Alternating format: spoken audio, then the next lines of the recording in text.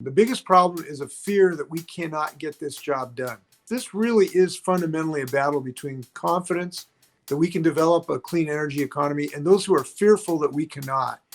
And we are the optimists in this regard. And we got to win this battle with the pessimists.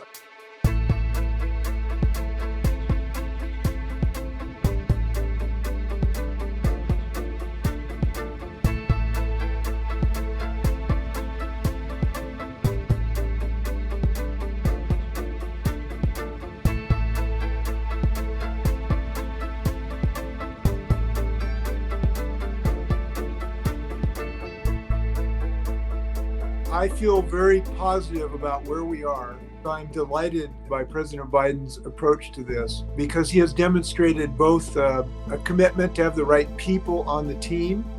He has acted with alacrity. He's moved on executive action where he can. And I think he's teed up to push the congressional action as much as humanly possible. I do believe we are at a tipping point where people understand both the necessity for their health and the economic benefits. When you've got General Motors running ads about their electric car platform saying we're the E generation, we've arrived at a tipping point. But can we get to where we need to be on climate without a 60-vote Senate majority? It is a serious handicap, and we have to recognize that. And we have to continue to pound on the Senate and elect senators who will get rid of this hurdle to progress to save humanity as we know it. I would love for you to tell us some of the things that you have done in Washington State that other states could follow.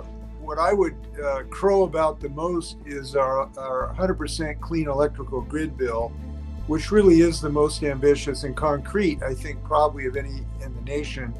There really does require zero carbon in the grid, 2045 and net zero in 2035. We're proud of this because it's actually concrete. It's a law, not an aspirational document. It's easy to set goals. It's harder to make sure you meet them. So that's number one. Number two, we have what I call the sleeper bill, and that's the energy efficiency, the building code bill, which has the most ambitious building codes so we can stop wasting energy. And this is the least sexy but most important thing we could ever do in clean energy, which is not to waste it. There's gold in our uninsulated buildings everywhere in the United States. It's literally like bending over to pick up gold. Bill Gates has been going around saying that we're not going to get to where we have to be on climate without a whole lot of new technology that doesn't exist right now. Has he told you that? Yeah, I've talked to him a bit about this.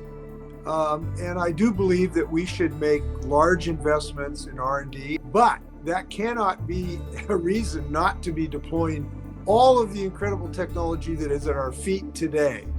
From efficiency to wind to solar to battery technology, we have incredible technology that still needs to be deployed. It would be totally nonsensical to only do massive R&D right now and not use the 80% you can solve with this existing technology. So these things should not be in competition with another. They ought to be mutually supportive. You know better than most of us, maybe all of us, how difficult this struggle politically is going to be. Who are the obstacles? Who's standing in the way? None of the fossil fuel industries in my book have been sufficiently aggressive helping us pass clean energy legislation. For instance, I'm trying to pass a clean fuel standard right now in the state of Washington. That's being resisted by virtually every fossil fuel industry that touches my state. And this is clearly needed. I got 40% of my emissions come from our transportation sector. So if you're neutral, you're a problem at this point. You know, we have a lot of very committed climate activists who watch this. What specifically would you have them do to help win the struggle? I think that the most important thing for all of us in the climate community is to persevere and be undeterred, because this is not an easy issue, and we're not going to win it in one day or 1 week or 1 month. And it's taken a lot longer than we would like. But what we've seen is that people of goodwill who persevere will and must change the arc of the moral universe.